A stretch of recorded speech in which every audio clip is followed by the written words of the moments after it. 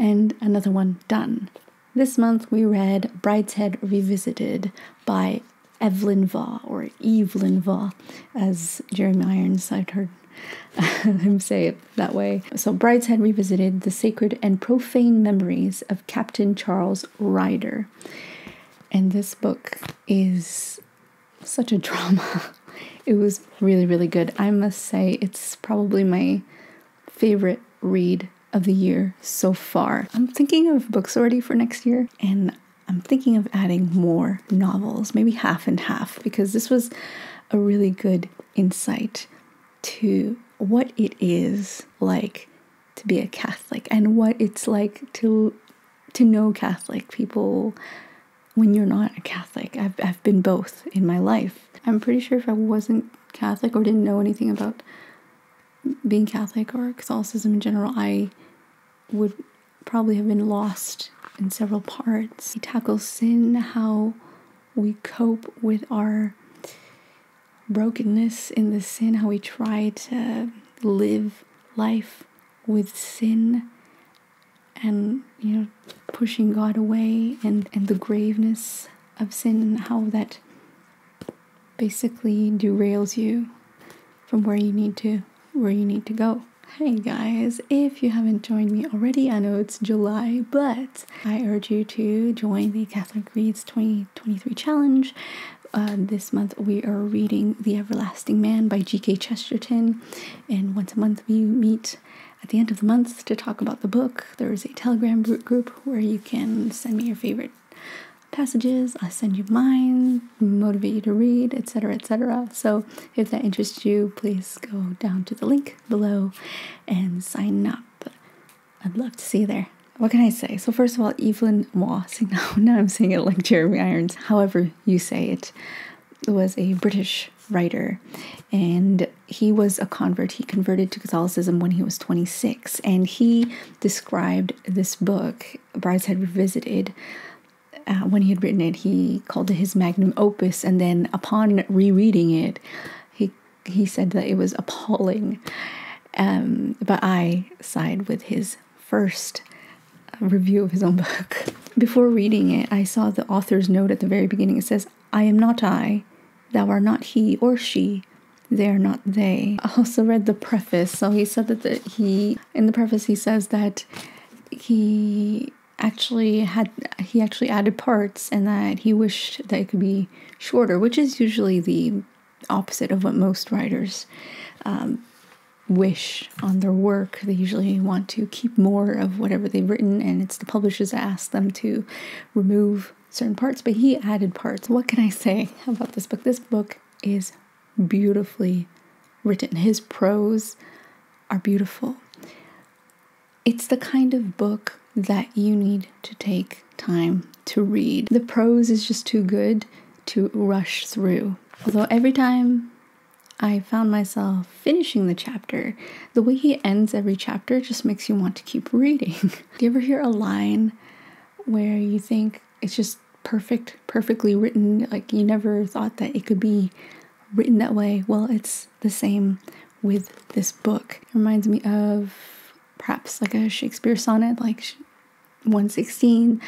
"Let me not to the marriage of true minds admit impediments. Love is not love which alters when an alteration finds, or bends with the remover to remove." No, that kind of perfection in the writing. "The languor of youth, how unique and quintessential it is, how irrecoverably lost.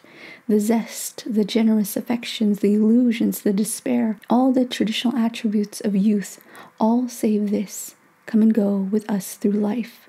These things are part of life itself, but languor, the relaxation of yet unwearied sinews, the mind sequestered and self-regarding, that belongs to youth alone and dies with it."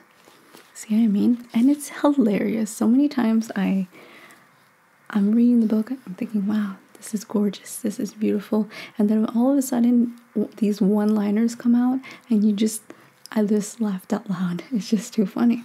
"He is dying of a long word. Free as air," that's what they say. "Free as air. Now they bring me my air in an iron barrel." The characters are really good, and the descriptions are great. There came into view A robust child of 10 or 11, she had the unmistakable family characteristics, but had them ill-arranged in a frank and chubby plainness. 2 thick old-fashioned pigtails hung down her back. It just helps you picture them so easily. She has a bird-like style of conversation, pecking away at the subject in a way I find most engaging, in a school monitor style of dress which I can only call saucy. I loved more of the side characters. My favorite side character was Cordelia. She has a lot of great one-liners, and and she was just, I remember reading, I was in the 3rd book, so this book is separated into 3 books. Around book 3, near the end of book 3, I was waiting. I'm like, oh, where's Cordelia? She hasn't been here. I hope she comes back. And she does. Right as I was thinking that, she came back into the story, and that was wonderful. And she's a wonderful, because she is the youngest of the Flights. She's the youngest of the siblings. So you have Sebastian, who befriends Charles Ryder at university in Oxford. And then you have his sister Julia, his brother Brideshead or Bridie, and their youngest sister Cordelia. And then you have Antoine or Anthony Blanche, Cara, and they are all very, even Lady Marchmain, you remember them all, and they are unforgettable characters. Even Rex, the Canadian who moved and marries Julia. The 3rd thing I really, really liked about this book in general was dialogue. Specifically when there was dialogue in groups. He paced it really well. The dialogues were very natural. You never felt like it was, when you read books and it's just, the writer's trying to force the dialogue in there. No, it really is natural. So Evelyn Waugh, what the author wanted to, the overarching theme of the book is the operation of grace. It used to worry me, and I thought it wrong to have so many beautiful things when others had nothing. Now I realize that it is possible for the rich to sin by coveting the privileges of the poor. The poor have always been the favorites of God and his saints, but I believe that it is one of the special achievements of grace to sanctify the whole life, riches included. Wealth in pagan Rome was necessarily something cruel. It is not anymore. The Flights and Marchmain are all Catholic, but all broken, just like you and me. They're a very close-knit family. All of them believe, some more than others, and some of them fall away from the faith. I think in general we tend to idealize a reality that is not there in terms of what it's actually like to have a Catholic family, to live the faith, to fall away from it, to have your family and friends fall away from it, or to come to it. It's a good insight as well as to what people think the Catholics believe, that we actually don't, misunderstood doctrines, theology, things like that. Like I said, the book is divided into 3 parts. In the first part, Charles Ryder goes to Oxford, and this is where he meets Sebastian, and Sebastian is part of the Flights, and Sebastian takes him to Brideshead, their home. And this is where he meets his whole family: Julia, Lady Marchmain, Cordelia, Brideshead, etc. And he's introduced into this world. The whole thing is very nostalgic. The book is very, very nostalgic, but in a good way. The first book was quite, the word is not joyful, but it's the closest thing I can think of, because the second and third book is where it really starts to just, it pulls you at the heart, and it becomes very, very sad. They have, they do as boys growing up do, just live a life of debauchery, even with his Catholic friend Sebastian. Second book, everybody starts to leave Brideshead, and this is where people start to lose faith, particularly Julia, and Sebastian's drinking becomes really, really horrible. In the third book, we find Charles married to someone he doesn't really love. Julia married the Canadian who she loves, but in her words, he's not all there. You know, Father Mowbray hit on the truth about Rex at once that it took me a year of marriage to see. He simply wasn't all there. He wasn't a complete human being at all. He was a tiny bit of one, unnaturally developed, something in a bottle, an organ kept alive in a laboratory. I thought he was a sort of primitive savage, but he was something absolutely modern and up-to-date that only this ghastly age could produce.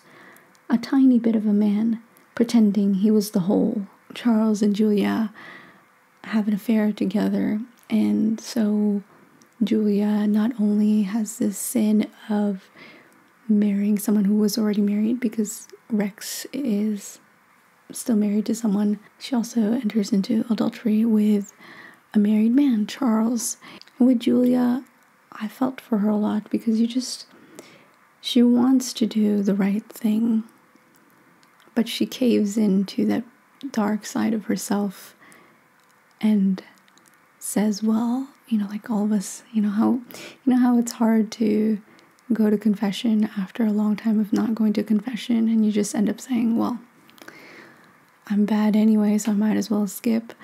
That kind of thing where I'm unforgivable, I'm unworthy, and I can't go back up. There is no redemption in the end. So you really feel for Julia, and Sebastian finds this love by taking care of a German man named Kurt, whose foot was wounded, and the fact that he could just give all this love and affection and service to this man who wants him, who needs him, does something to him. So despite this alcoholism, he's still striving, for good.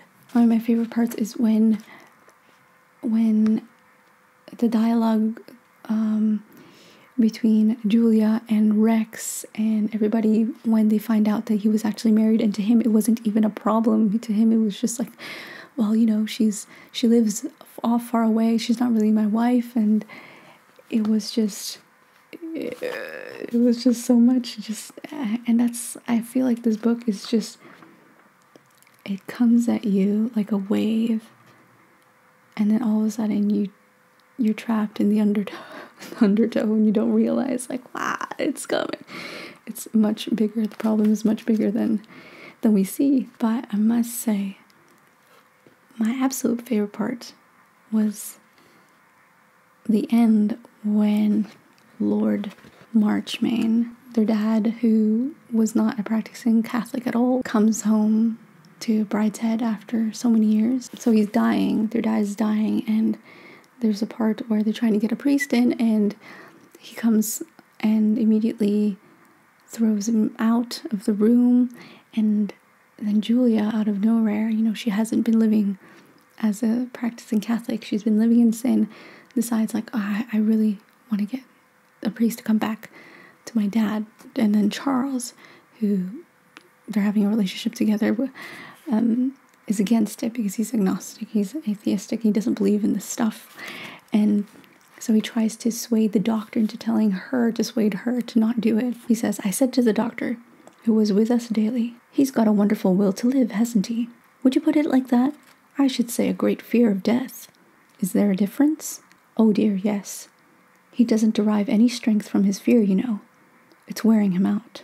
The priest comes, and one of my favorite things that he says is, I have seen so many men and women die, said the priest. I never knew them sorry to have me there at the end.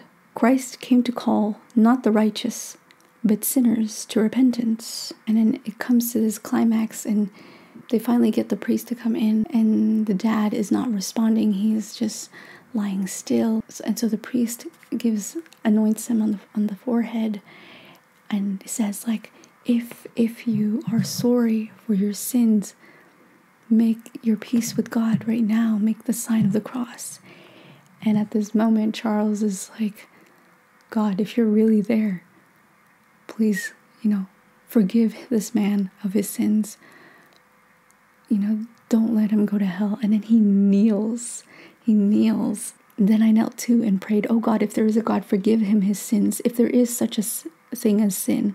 And the man on the bed opened his eyes and gave a sigh, the sort of sigh I had imagined people made at the moment of death, but his eyes moved so that we knew there was still life in him. Suddenly Lord Marchmain moved his hand to his forehead. I thought he had felt the touch of the chrism and was wiping it away. Oh God, I prayed, don't let him do that. But there was no need for fear. The hand moved slowly down his breast, then to his shoulder, and Lord Marchmain made the sign of the cross.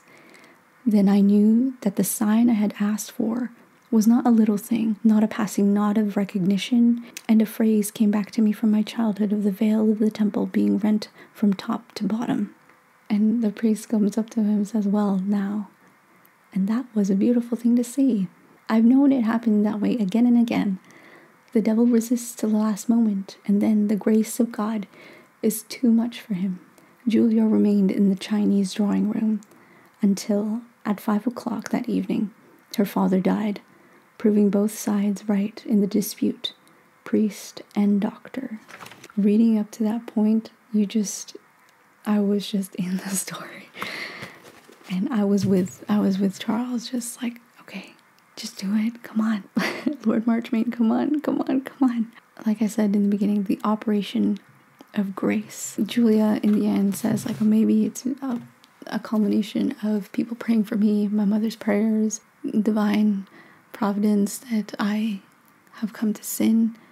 And now I want, to come back. And this is the chance. God is saying, my arms are open. And I'm paraphrasing, not really giving the text exactly, but that's what it is, right? There's a lot that I didn't say about the book. I think you should just read it. It'll be better, and his prose are better than my prose. But it is a beautiful, beautiful read. Anyway, what did you think of this book? Have you read it? I really want to read more Evelyn Waugh. See, I can't take it out anymore. Evelyn, even just for the prose, you should read it. Let's get on to the next one. The Everlasting Man, Part 1. On the creature called man, the man in the cave. Far away in some strange constellation, in skies infinitely remote, there is a small star which astronomers may some day discover. At least, I could never observe in the faces or demeanor of most astronomers or men of science any evidence that they had discovered it, though as a matter of fact, they were walking about on it all the time.